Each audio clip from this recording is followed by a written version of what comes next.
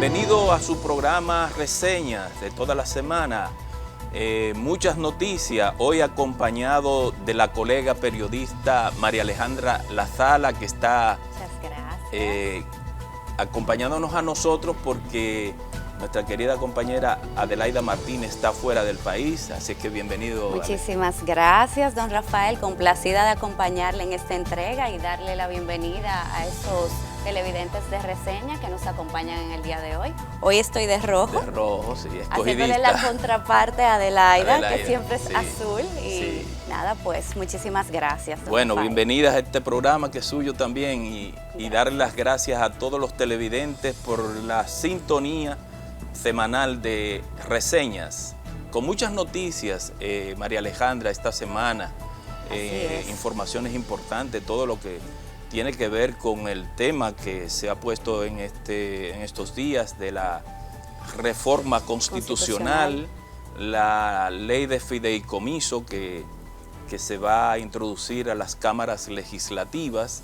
También se habla de otra reforma que es la de la ley de compras y contrataciones, que en la semana pasada estuvo con nosotros aquí el doctor Servio Tulio Castaños Guzmán, vicepresidente ejecutivo de Finjus, y planteó el tema, en esto lo debatimos ampliamente.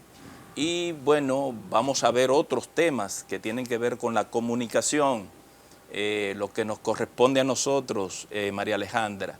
En ese sentido le damos la bienvenida a todos ustedes y vamos a ver lo que fue el resumen de las noticias más importantes ocurridas en la semana que nos tiene Adelaida Martínez. Adelante.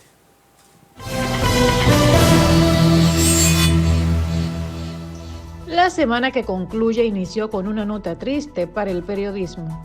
Con el fallecimiento el pasado domingo de los periodistas Orlando Gil y Mario Rivadulla. Gil falleció a los 72 años debido a complicaciones de un cáncer, mientras que Rivadulla, de 92 años y nativo de Cuba, no pudo recuperarse del COVID-19. El Ministerio de Salud Pública emitió el lunes la resolución 06-2022, con la cual regula la administración de la vacuna Coronavac de Sinovac en niños mayores de 5 años. Salud Pública habilitó formalmente así la vacunación en los infantes a partir del lunes 14 de febrero en una primera etapa en los centros escolares públicos y privados, así como en los centros de vacunación. Nos vamos al vecino país. El primer ministro de Haití, Ariel Henry, reiteró que el lunes 7 de febrero no marcará el final de su gobierno, sino que el próximo presidente de esa nación deberá ser elegido por la población. El 7 de febrero no marca el final del mandato del gobierno, que es responsable de organizar elecciones libres y democráticas. El próximo inquilino del Palacio Nacional será un presidente elegido libremente por todo el pueblo haitiano, compartió Henry en su cuenta de Twitter. Y a propósito, Puerto Príncipe amaneció el lunes con las tiendas, la administración pública y las escuelas cerradas, en un día en el que varios sectores políticos exigen al primer ministro de Haití, Ariel Henry, que entregue el poder. El 7 de febrero era la fecha en la que debería concluir el mandato del presidente Jovenel Moïse, asesinado el pasado 7 de julio, y por ello varios opositores defienden que esta fecha caduca la legitimidad de Henry. Y en otra información, la Superintendencia de Bancos dispuso que las entidades de intermediación financiera deberán retirar de sus listas de contactos para el ofrecimiento de nuevos productos y servicios a los usuarios que así lo soliciten. El ente supervisor destaca que los usuarios tienen derecho a rechazar de forma expresa la recepción de comunicaciones comerciales y llamadas no solicitadas. Y el Colegio Médico Dominicano calificó como un adefesio jurídico la norma general sobre incorporación, permanencia, exclusión y declaración jurada en el régimen simplificado de tributación por parte de la Dirección General de Impuestos Internos. El presidente del CMD, doctor Zenén Cava, dijo que esta norma incluye un ajuste positivo de impuesto sobre la renta no retenido a los asalariados, que no está contenido en el ordenamiento tributario dominicano y que viola, además, el decreto 265-19. Y el presidente de la República, Luis Abinader, encabezó la construcción de la línea 12 del Metro de Santo Domingo, que comprende desde el kilómetro 9 de la autopista Duarte hasta Los Alcarrizos. La obra, que se extenderá 7.3 kilómetros, tiene una proyección para entregarse en 24 meses, con una inversión aproximada de 506 millones de dólares. El gobierno anunció que convertirá 79 liceos en politécnicos, espacios que permiten a los estudiantes salir capacitados en áreas técnicas y con posibles empleos garantizados. La conversión será a través del programa de mejoramiento de la educación, formación técnico-profesional en artes, y el mismo fue presentado por el presidente Luis Abinader junto a los titulares del Ministerio de Educación y el Instituto Nacional de Formación Técnica Profesional Infotep. El Instituto Duartiano rechazó de manera categórica la pretensión del gobierno, a través de la Dirección General de Migración, dotar de documentación de identidad a súbditos de otra nación, porque constituye, según el Instituto Duartiano, un acto de intromisión en los asuntos internos de otro Estado. El presidente del organismo patriótico, Wilson Gómez Ramírez, expresó que la identificación documental de una persona la tiene que hacer, en principio, el país de origen de la misma, pues el registro civil de cada nación constituye una parte cardinal de su soberanía. Y en otra información, el consultor jurídico del Poder Ejecutivo, Antoliano Peralta, reveló que existe un proyecto para modificar la ley de hidrocarburos, que busca beneficiar a la población con un precio final más asequible. Peralta aseguró que el proyecto será presentado con todos los detalles en los próximos días. Y finalmente, en esta información, el Pleno de la Junta Central Electoral presentó su propuesta de reestructuración orgánica de la Dirección Nacional de Informática de la entidad y dio un plazo de 15 días para que los partidos políticos evalúen la moción y ofrezcan sus opiniones al respecto. La propuesta se realizó mediante una audiencia pública con delegados políticos y técnicos de partidos, agrupaciones y movimientos políticos en la sede del órgano electoral. Para Reseñas, Adelaida Martínez. Hay un tema que ha estado en el tapete no porque se haya puesto, María Alejandra, como un tema importante, pero para mí es esencial tocarlo en este programa, que es el de la comunicación gubernamental. Es un tema que periódicamente surge porque la gente no acaba de entender la comunicación estratégica. Y que debe adaptarse a los nuevos tiempos. Así es. Bueno, pues esta semana ha habido, como nosotros decimos, las personas que estudiamos la comunicación desde el punto de vista estratégico, ruidos importantes que ha tenido el gobierno en comunicación. Y en un trabajo que hice esta semana, que voy a enviar al periódico Listín Diario, hablo de ese tema.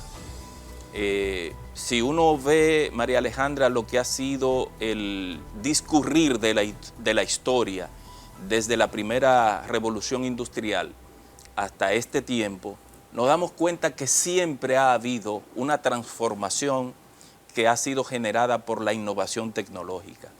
Y eso trae como consecuencia cambios importantes en la vida de la gente. Totalmente, cambios culturales, políticos, sociales, económicos, etcétera. Entonces, hay gente que se queda anclada en el pasado y no responden a esos cambios, se quedan ahí.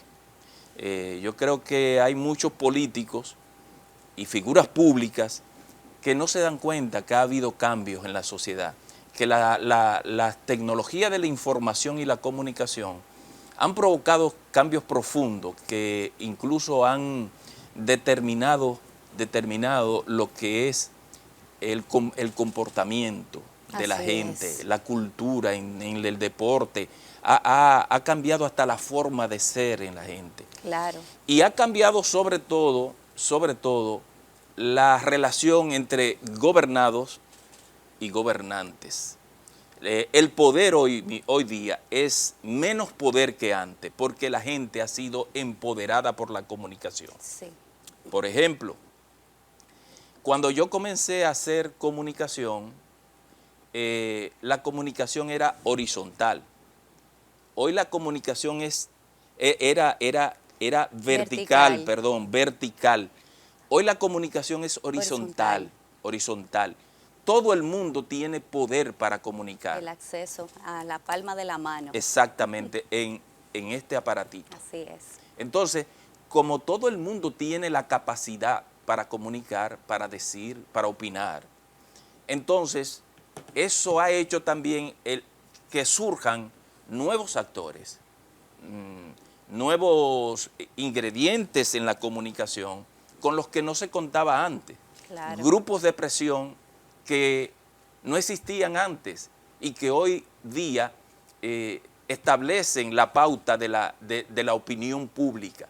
Entonces, hay que adaptarse a esos tiempos y por eso tú ves figuras públicas, María Alejandra, que no saben manejarse adecuadamente, sí. Por ejemplo, en una plataforma fundamental de Twitter, claro. O de Instagram o Facebook.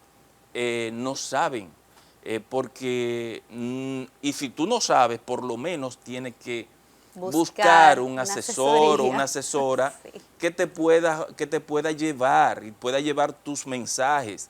Por eso tú ves personas de mucha influencia como figura pública que manejan sus cuentas de Twitter ellos mismos, pero no tienen la noción de cómo manejar, de qué decir, cómo decirlo y en qué momento decirlo, que es la clave de la comunicación. Totalmente. Entonces eso nos lleva a esa reflexión hoy de que también los políticos, lo incluyo a ellos, tienen que dejarse asesorar, tienen que tomar en consideración que hoy la comunicación, al encontrar su horizontalidad, hay muchos actores. Tú no estás, como se dice en el argot beisbolero, tú no estás solo en la pista. No, totalmente. Entonces, tenemos que... Hay que trabajar en eso. Trabajar y poder nosotros llegar a que la comunicación hoy día es vital para la supervivencia de la imagen de una institución, la reputación de una institución, de un político o de una empresa privada. Hay que tener en cuenta la comunicación estratégica, de tal manera que tú puedas estar tranquilo mientras un profesional te está manejando. Está trabajando con tu perfil, la Exacto. manera como tú lo llevas, como tú lo enfocas a ese Exacto. público que te sigue. Exacto. Y que tú eres una influencia en ellos. Así es. Hay que saber qué vas a comunicar, qué quieres comunicar y cómo tú le vas a llegar a esas personas. Exactamente, porque es muy triste que tú seas una figura pública, que tengas tus cuentas de redes sociales, las tres principales que se manejan, y que tú no sepas cómo quieres comunicar tu visión de las cosas, del mundo. Entonces, ponte en manos de un profesional, de una gente que sepa, que maneje los códigos nuevos, que hay códigos nuevos claro. de la comunicación. Los códigos de hoy no son los códigos que se manejaban cuando yo inicié la comunicación, en los años 80. Antes eran medios analógicos, sí, radio, prensa escrita, televisión. Hoy son medios a los que tiene acceso la población en sentido general. Cualquier persona, desde la montaña más lejana del Himalaya, te manda un mensaje. Tiene este aparatico en las manos. Te envía un mensaje, sube un mensaje a las redes e impacta y es tendencia en las redes. De manera que, señores, yo llamo a esa reflexión, principalmente a los políticos, al gobierno, para que sepan que los funcionarios hoy no se pueden estar despachando con cualquier declaración, porque eso impacta la imagen del gobierno.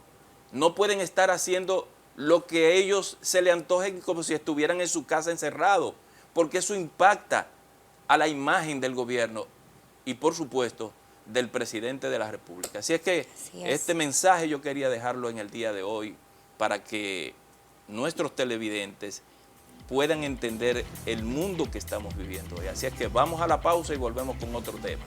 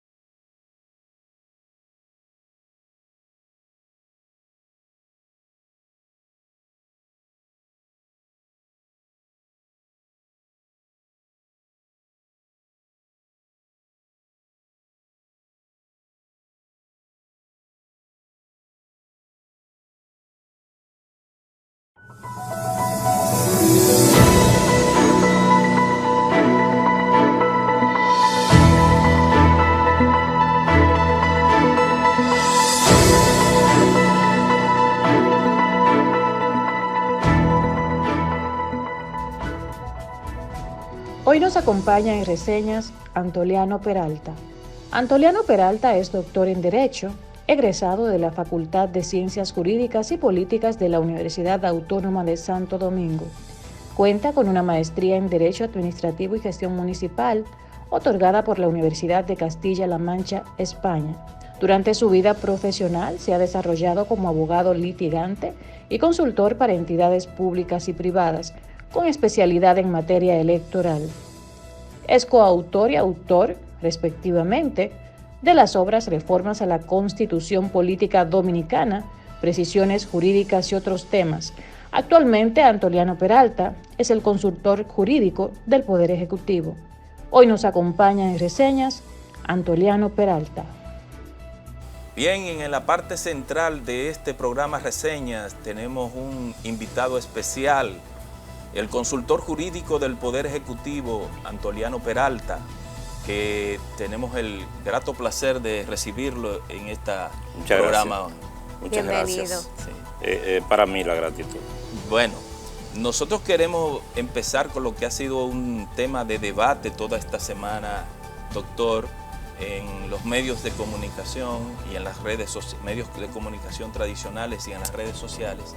Tiene que ver con la propuesta que ustedes han sometido al Consejo Económico y Social respecto a la reforma constitucional.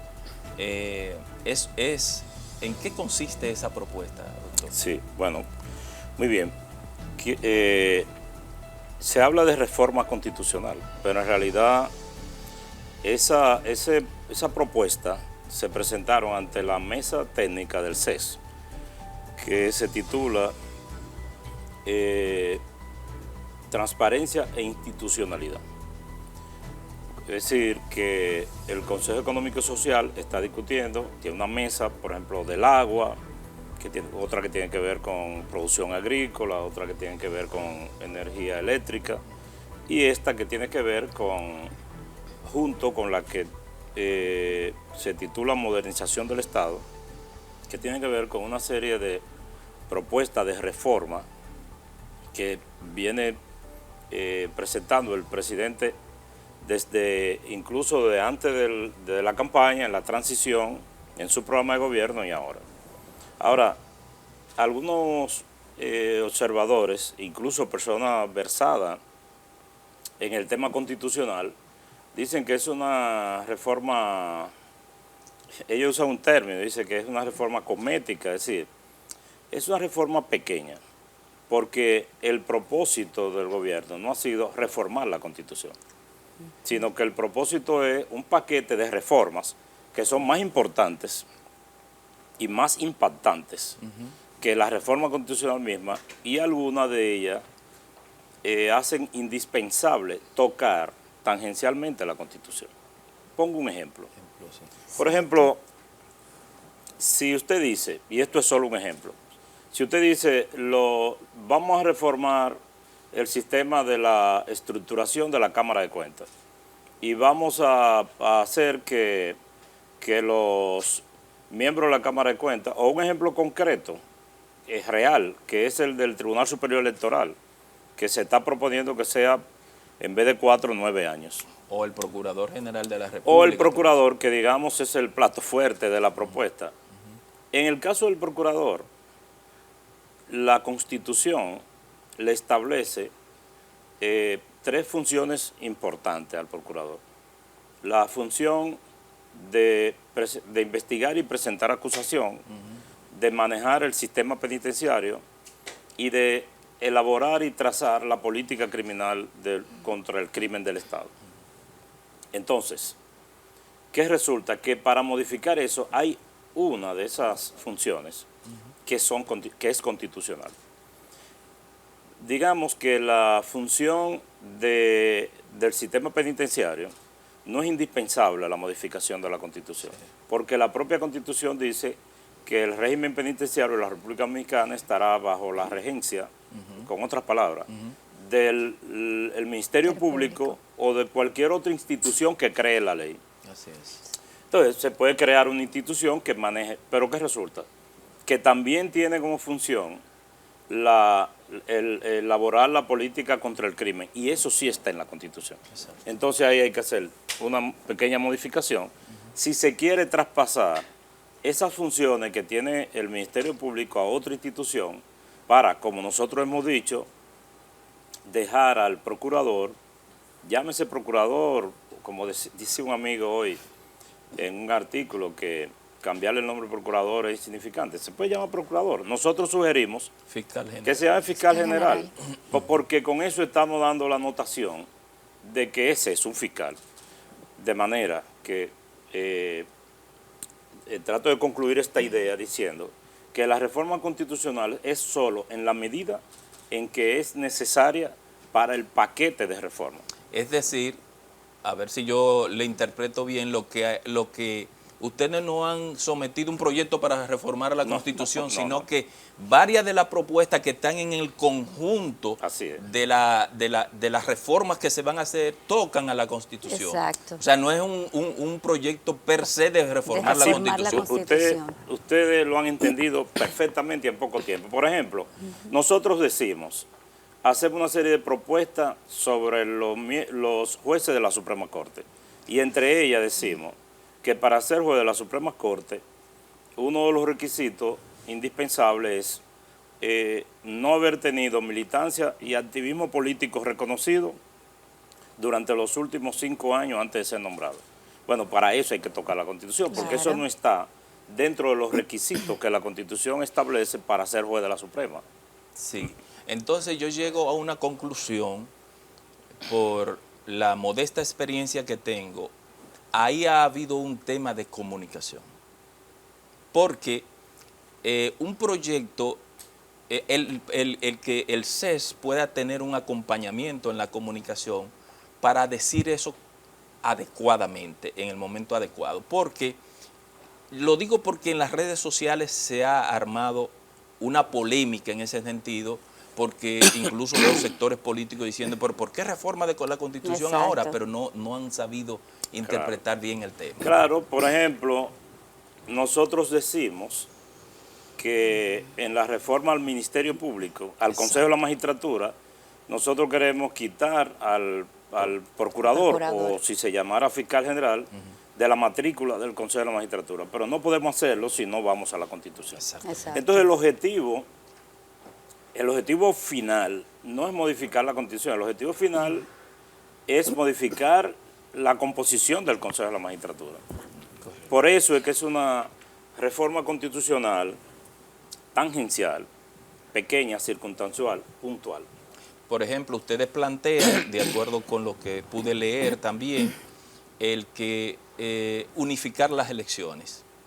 Sí, eso es una propuesta para la discusión que no está ni siquiera muy consensuada aún, pero es una propuesta que está sobre la mesa, incluso en el equipo mismo que trabajamos debo confesar públicamente, algunas personas no estaban muy convencidas de eso, pero lo dejamos sobre la mesa. Y acabo de ver que el presidente dijo en San Pedro de Macorís, fíjense que nosotros estamos diciendo, el presidente aspira que el procurador o el fiscal no sea designado por el presidente. Por el presidente, exacto. Pero en la propuesta no dice por quién. Y nosotros le hemos hecho múltiples sugerencias para que el presidente de la República las evalúe. Él dice, yo quiero que eso que llegue a la mesa de la discusión para que surja de la discusión. Exacto. Para que surja. Crear el mayor consenso posible. De mayor consenso posible. Hay varios sistemas. Nosotros hemos evaluado sistemas de Latinoamérica y de Estados Unidos, donde en algunos casos el procurador o el fiscal general, como generalmente se llama, se elige mediante un mecanismo en que tiene que ser aprobado por la Suprema Corte, en otros por el Congreso. En Estados Unidos, por ejemplo, el presidente manda una propuesta, una terna. Hay otros, que es uno por el cual yo tengo simpatía, pero eso yo a título personal que el presidente, como lo nombra a los embajadores, manda una propuesta al Congreso y el Congreso la rechaza o se la acepta, así como se nombran los embajadores. El caso es María Alejandra y Rafael, que el objetivo es que esas conquistas que se han hecho, por ejemplo, la independencia del Ministerio Público, el presidente quiere que se consagren de alguna manera en la ley. Y una cosa que no han observado los comentaristas, porque yo no he visto todos los comentarios, porque no tengo mucho tiempo para las redes, pero la verdad es que la idea es que hayan comentarios, sí, claro. Que la gente se exprese. Sí, claro. Algunos pueden no tener razón, pero es un derecho que la gente tiene y de eso se trata. Alguien me llamó un poco atormentado y me dijo, pero eso anda circulando. Yo dije, pero se le entregó a 40 personas claro. en la mesa del CEP. Incluso eso se podría someter a consulta, al debate público, a consulta popular. Y realmente lo que ha querido el presidente de la República, activando el Consejo Económico y Social, es que todas estas reformas y propuestas surjan ahí, se discutan y sean el resultado del consenso de la mayoría. Así es, pero yo dejé una idea inconclusa para decir que para mí, si yo no estuviera de este lado del debate, yo dijera, pero lo más importante que yo veo en esta propuesta, en este paquetico de propuestas de reforma, es que el presidente se está quitando poderes. Creo que es una de las propuestas de reforma más liberales que se han propuesto en las últimas décadas en la República Dominicana, en la medida en que el proponente, el propio presidente de la República, dice, no quiero nombrar al procurador. El procurador es un funcionario del Poder Ejecutivo, no lo quiero en el Consejo. Me estoy quitando un voto. Así es. Exacto. Entre otras cosas, es decir, hay que ver eso, ¿no? Y luego, si hay algunos asuntos que hayan que afinarse, pues se afinan. Para eso es el debate. Bien. Por lo visto, esta gestión de gobierno tiene la intención de que haya reformas en muchos ámbitos, doctor Peralta. Y vemos también que ya se está hablando del tema de una propuesta que llevaría el presidente de la República al Congreso Nacional, que tiene que ver con el tema fiduciario. Eso lo vamos a ver, lo vamos a discutir con el consultor jurídico del Poder Ejecutivo después de esta pausa.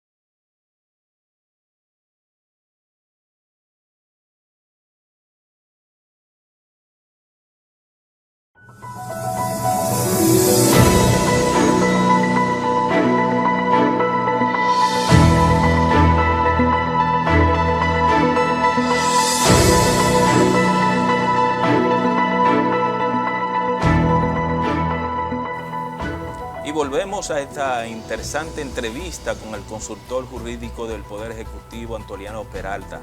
Doctor, hay dos temas que han estado en la palestra pública. Uno tiene que ver con la modificación a la ley de compras y contrataciones, que la planteó en este mismo escenario el doctor Carlos.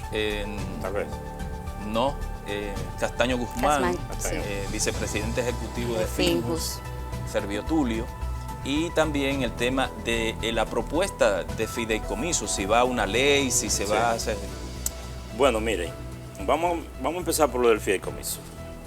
El fideicomiso es una figura jurídica usada y aceptada en muchísimos lugares del mundo que tiende hacia crear un patrimonio separado, digamos, como es el bien de familia, que esa propiedad sigue siendo de la persona, pero la pone al margen de sus otros negocios y de la tentación de los embargos, etcétera, la bloquea.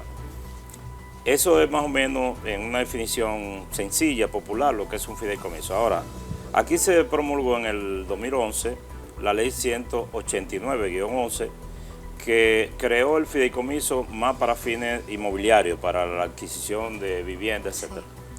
Y esa misma ley habla de otros fideicomisos, pero no define de manera clara el fideicomiso público, que es en el reglamento donde se habla de fideicomiso público. Entonces, desde entonces los gobiernos han estado creando fideicomisos que, por ser de patrimonio público, con dinero del Estado, se le denomina fideicomiso público. El gobierno hace un fideicomiso como lo hace una familia o como lo hace una empresa, pero como es dinero público, un fideicomiso público.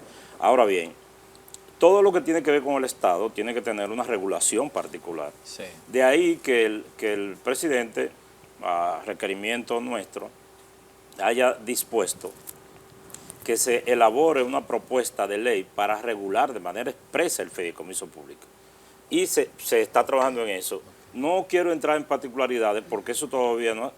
Se está trabajando en se esa está parte. trabajando, está en curso. No es intención, como uno observa en algunos medios de comunicación y en las redes, que es un proyecto de privatizar todo. No, eso es un razonamiento muy elemental, porque si, por ejemplo, usted y María Alejandra tienen un solar y ustedes quieren construir un edificio, ustedes buscan una compañía de ingenieros, le dicen, vamos a poner esto en un fideicomiso. Exacto. Eso quiere decir que hay una fiduciaria que va a administrar lo que entre, lo que salga, va a repartir entre ustedes, pero ustedes no se lo dieron a la fiduciaria. No. Si este negocio se desbarata, eso vuelve a ser suyo. Eso es lo que se trata de hacer con Punta Catalina. Claro que sí. Incluso en este caso, todo es público, porque la fiduciaria es el Banco de Reserva, el fideicomitente es el Estado, el fideicomisario, que es el beneficiario, es el mismo Estado. Exacto. No es más que un mecanismo. Todo lo demás es simples expresiones. Sobre esto no ha habido, salvo algunos artículos que yo he visto por ahí, sobre esto no ha habido un debate serio, profundo, que debería haberlo. Y debería darse en torno al proyecto de ley que regula. La gente debería olvidarse un poco de toda esa farándula y ver el proyecto de ley, porque no le puede pasar al pueblo como le pasó a un hombre que era visco, que veía 2 toros y 2 ventanas, y huyéndole al toro que no era, se tiró por la ventana que no era y le dio el toro que era. Exacto. Entonces, olvidémonos de que si eso es privatización, eso es politiquería. Sí. O ignorancia. Lo importante es ver si ese proyecto de ley que el Estado va a proponer para regular los fideicomisos públicos es conveniente para la gente o no. En eso que debemos enfocar. Bueno, no quiero entrar en detalles porque eso está en curso y incluso la consultoría no lo ha revisado. Ahora, el proyecto de ley de compra y contrataciones, que también ustedes lo mencionaron, sí está prácticamente listo. A veces surge un nuevo elemento, se le hace para ser depositado el 27 de febrero. Y yo quiero decirle a ustedes, para que ustedes vean por qué esa ley hay que reformarla. Hace 2 días me fue a visitar el ingeniero Iván Hernández Guzmán, que es el nieto de don Antonio Guzmán, que es el director de INESPRE. Y él va a consultarme sobre si las compras de Casinespre tienen que someterse al proceso de la ley De 340 de licitación. licitación. Él me dice, es que la yuca y los guineos no soportan el proceso. No se puede someter los víveres y los productos que Inespre distribuye a ese proceso porque se maduran los guineos. Es decir, Exacto. entonces, Exactamente. la ley, esa misma ley, la ley actual, contiene secciones, y que ahora son 6, eran 5. Fíjense esta excepción. Hubo que hacer una ley para crear una excepción a la ley de compra y contrataciones para poder comprar la vacuna. Wow. Wow. Porque Por la emergencia. por la Sí. emergencia, pero estamos en una pandemia. Escúcheme, Claro. doctor, cuando esa ley se preparaba para llevarla al Congreso, yo era funcionario. El presidente Fernández, el presidente de entonces, planteó un decreto puente para aplicarlo mientras se aprobaba la ley en el Congreso Nacional. Brevemente, tuve que ir al Ministerio de Hacienda, que era donde estaban los técnicos, la mayoría extranjeros, para conocer, porque yo manejo un tema en ese entonces que tiene que ver con la comunicación del país. Este es un país que está en la ruta de los huracanes, donde hay dos fallas geológicas. Yo le decía, este es un país vulnerable. Si ocurre una situación como ocurrió en Haití, el terremoto del 2010, ¿cómo uno orienta a la ciudadanía si yo tengo que hacer un proceso de licitación que me dura 2 meses? Que sea Ahí para con mi urgente. razonamiento, entonces se vio la excepción del tema de la publicidad. Porque si yo estoy atado a esa ley, entonces eso ocurre mucho cuando nosotros tratamos en los gobiernos de transportar una ley que viene de otra experiencia de un país más desarrollado aquí. Entonces, esas leyes hay que aplatanarlas, doctor. Pero claro que sí, claro que sí. Ustedes han puesto un ejemplo muy, muy práctico. Imagínense que Dios nos libre, ocurre un ciclón y hay una escasez de antibióticos para salvar vidas o de un medicamento en particular o de equipo para quitar los escombros. El gobierno no tiene suficiente o en el país no hay suficiente máquina pesada y hay que comprar 15 palas de esas Sí, que yo sí. quiero. Exacto. Y hay que Equipo hacer, pesado, y hay fuerte. que hacer una Para licitación. poder resolver esa situación. Mire, le voy a decir algo. La ley que se aprobó para comprar las vacunas, sin lo cual no tuviera vacunado el país, porque en ese momento había que rogarle a las empresas farmacéuticas para que nos apartaran las vacunas. Esas empresas no se iban a someter a licitación en la República Dominicana cuando todos los países del mundo estaban reclamando las vacunas. Entonces se aprobó esa ley. Pero ahora Pfizer ha lanzado al mercado un producto para combatir el COVID, una pastilla, Sí. para la gente que tiene COVID, Así es. no preventiva como la vacuna. Ujú. Eso no está dentro de esa ley. Eso no está dentro de la ley, porque la ley habla de vacunas. En ese momento nosotros lo que Pensaron en el problema que en el tenía. problema que había y además Sí. no existía el medicamento. Así es. Y es más, le voy a decir algo. La ley no habla de jeringuillas. Y cuando vimos, pero ven acá, la ley no habla de jeringuillas, pero la jeringuilla hay que licitar. O sea, esa ley de compra y contrataciones, el proyecto trae una serie de elementos que actualizan la situación sin abandonar la transparencia y las exigencias para evitar el escape, pero que haga un poco más viable. A eso le iba a preguntar, doctor, ¿a quién le correspondería? Ya que obviamente no podría llevarse o someterse a una persona vía la administración pública porque no se puede proceder a prisión, como podríamos decirle. ¿A quién le correspondería esa acción de someter el Ministerio Público? ¿A quién le correspondería? No, de conformidad con el proyecto, el Ministerio Público. El Ministerio Público. Hay un tema, doctor, que quisiera que antes de que termine el programa podamos abordar. El tema de los combustibles y esa ley que se pretende modificar. Por ejemplo, yo sé que hay una serie de exenciones que ustedes han comenzado a desmontar en el gobierno, pero también el ad valorem, que es quizá uno de los elementos dentro de la ley que hace que el precio del combustible final al consumidor esté llegando relativamente, dice la gente, alto. Sí. ¿Cuál es la propuesta en ese sentido? Mira, Rafael, es cierto, y yo lo he dicho ya, que hay una propuesta de un proyecto de ley que fue elaborado por los técnicos de Industria y Comercio y que en este preciso momento la consultoría lo está revisando, a veces le hacemos adecuaciones y cosas. Pero yo prefiero no entrar en las particularidades por dos razones. Okay. Primero, porque está en curso, pudiera sufrir modificaciones. Y segundo, porque el presidente posiblemente se refiera a eso o presente el proyecto y no quisiera yo adelantarme a lo que él vaya a hablar sobre eso. Sí. Y a lo mejor yo digo algo aquí hoy, que de aquí a que vayan a presentar el proyecto ya ha cambiado. Sí, ha cambiado.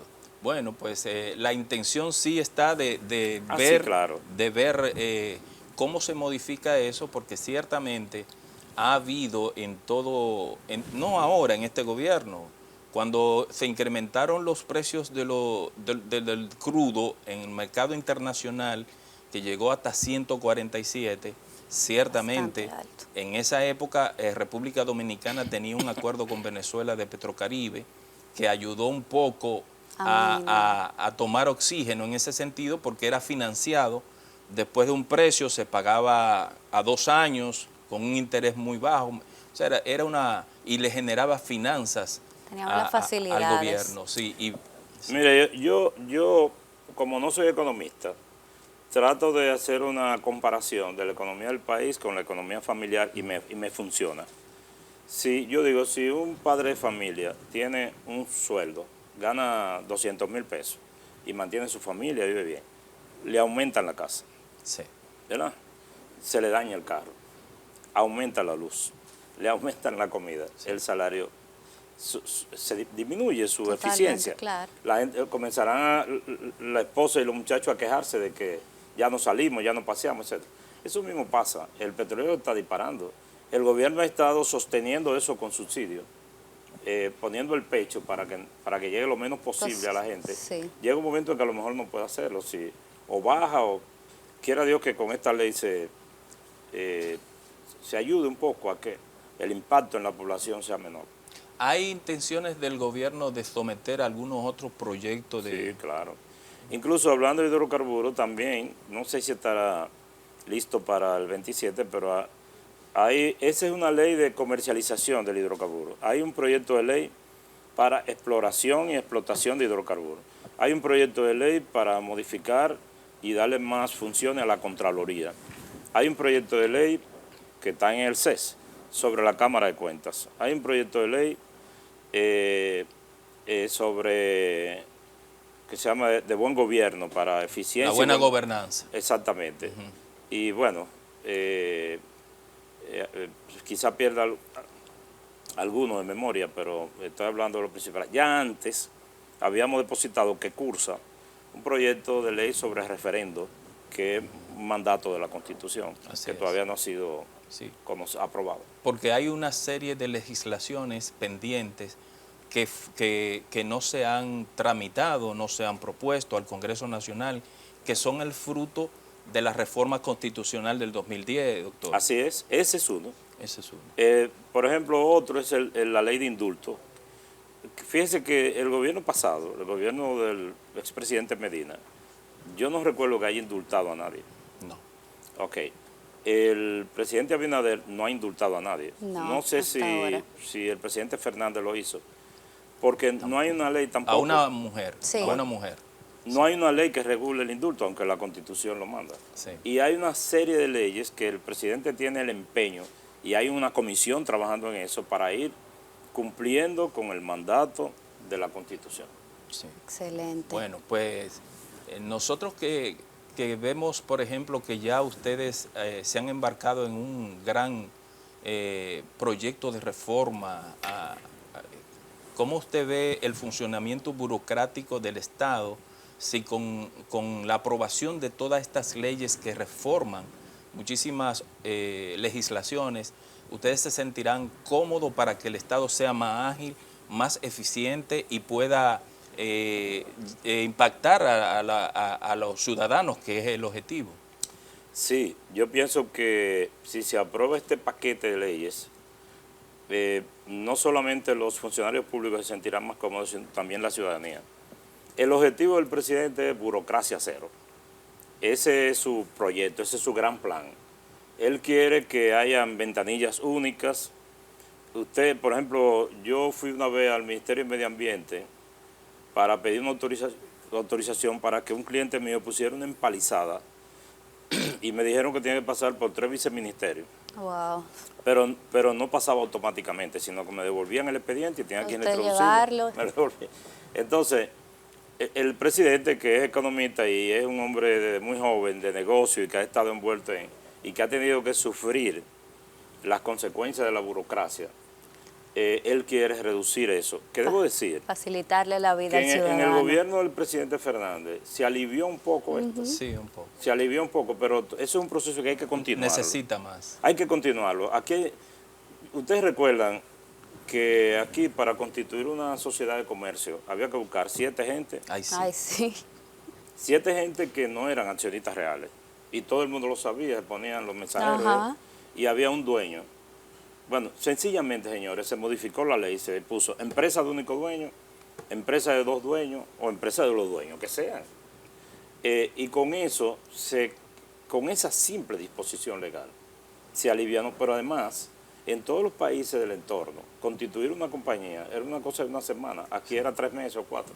Sí, aquí hay... Muchas complicaciones. Yo sé y usted también tiene que estar enterado por su ejercicio político, que ha habido muchos inversionistas que han decidido irse del país, así es. precisamente porque, como se dice en el argot popular, se la ponen en China. China, Sí. para poder sacar a flote un proyecto que donde viene a invertir en la República Dominicana. Exacto. Un enredo. Un enredo, pero un enredo que uno mismo se siente mal cuando uno tiene que hacer Todo ese trámite.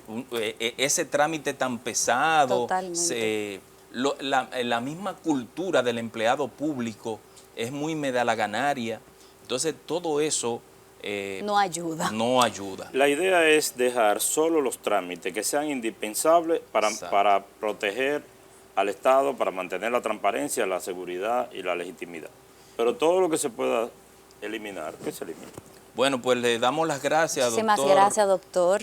Antoliano Peralta, consultor jurídico del Poder Ejecutivo, con quien tuvimos el honor de conversar con diferentes temas que están en el tapete en la opinión pública. Le damos las gracias. Muchas gracias a usted. Gracias a ti, María Alejandra, por acompañarnos. Gracias por la Y- oportunidad. Y nos vemos en otra entrega de Reseñas.